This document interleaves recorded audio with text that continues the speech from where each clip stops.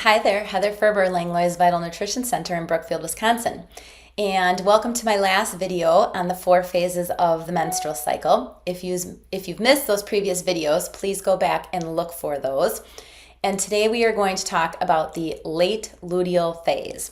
And that really runs the last few days before you get your period, usually about days 24 to 28. Some women maybe, 25 to 30, somewhere in that range.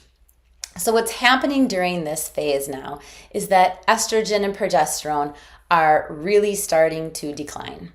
And they are going to do this up until the day you start your period.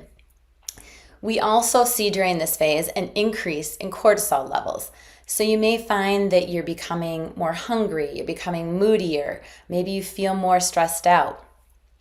More than 50% of women do experience PMS symptoms in this phase. So, the 3, 4, 5 days, sometimes a week, sometimes even a little bit longer leading up to their period, those PMS symptoms.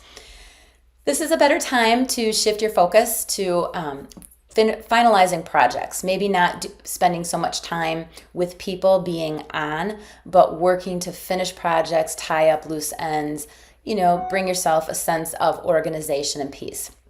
It's also a great time to consider yoga, Pilates, more weightlifting, resistance training, anything that is more moderate cardio.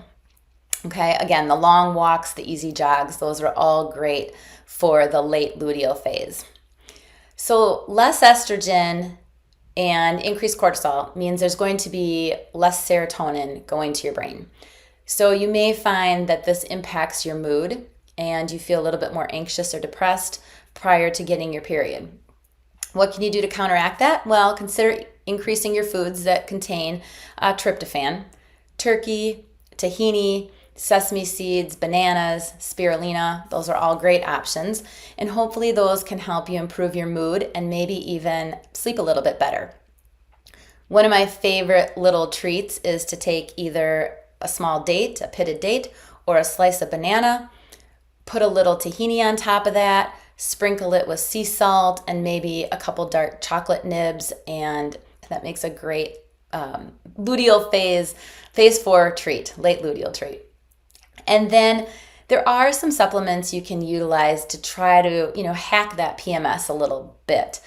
What I have found over the years in my experience that works well with a lot of women is we look at different types of magnesium. We look at their omega-3s or cod liver oil. We look at turmeric, make sure they have adequate vitamin D levels and maybe a B complex. There's also different mood boosters you can experiment with. But again, this is all an individual process and you need to figure out what works well for you. We can guess or we can test.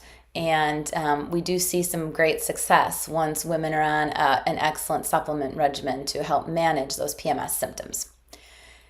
I guess if we think about it, for women, not only do we experience this monthly cycle every month, but we also experience different phases and hormone shifts throughout our life. Like every 10 to 20 years, our hormones are changing.